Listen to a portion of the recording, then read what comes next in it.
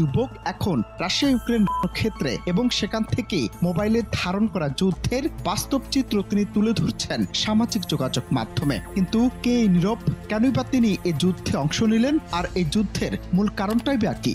এখন আপনার দেখাবো আমার এক বন্ধু বমে উইরা গিয়া তারপর ওর যে মেডিকেল এরিয়াটা ছিল সেটা কিভাবে হয়ে রয়েছে চলেন দেখো। ওই যে গাড়ি রাখছেন গাড়িটা,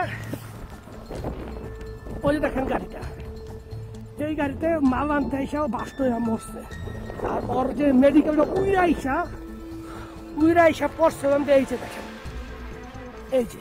প্রথমে স্বেচ্ছায় রাশিয়ার হয়ে যুদ্ধে অংশ নেয়ার জন্য আবেদন করেন সোহেল। রাশিয়ান সরকার তার আবেদন গ্রহণ করে তাকে তাদের সৈনিক হিসেবে নিয়োগ দেয়। আর তখন থেকে তিনি রণক্ষেত্রের ভয়াবহ অভিজ্ঞতা, ধ্বংসযোগ্য এবং যুদ্ধের কঠিন বাস্তবতা তুলে ধরছেন বিশ্ববাসীর সামনে। তার ভিডিওগুলো দ্রুতই ভাইরাল হচ্ছে, যা মানুষকে এই যুদ্ধের অমানবিক দিক সম্পর্কে নতুনভাবে ভাবাচ্ছে।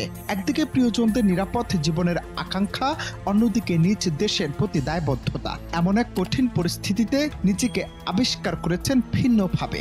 আর এই যে কিছু গাড়ি আছে, এই গাড়িতে করে আমরা সোলজারদেরকে খাবার পাঠাই।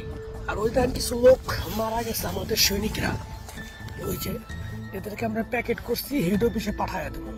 এরা আর কি মারা গেছে 1 2 3, আর ওই যে একজন 4, ওইটা অনেক আগে মারা গেছে কিন্তু ওইটার শুধু হাড্ডিগুলো আছে, আর এগুলো সব দেহ। এই যে 1 2 3, ঠিক আছে, আমরা এই গাড়িটাতে নিয়ে আসি।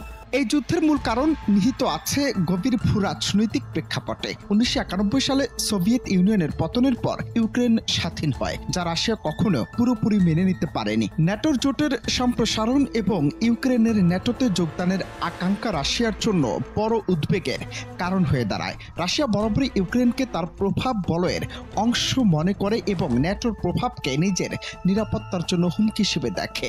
2014 সালে ক্রিমিয়া দখল এবং ইউক্রেনের পূর্বাঞ্চলে বিচ্ছিন্নতাবাদী আন্দোলনকে সমর্থন জানানোর মধ্য দিয়ে এই সংঘাতের সূচনা হয়, যা 22 সালে ভয়াবহ রূপ নেয়।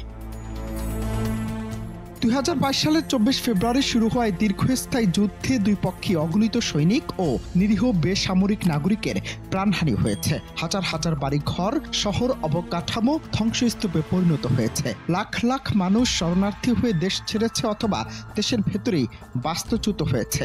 বৈশ্বিক অর্থনীতিতে এর মারাত্মক প্রভাব পড়েছে, বিশেষ করে খাদ্য জ্বালানির দাম বেড়েছে আকাশচুম্বী। সোহেল সর্দার নীরবের মতো সৈনিকরা তাদের চোখের সামনে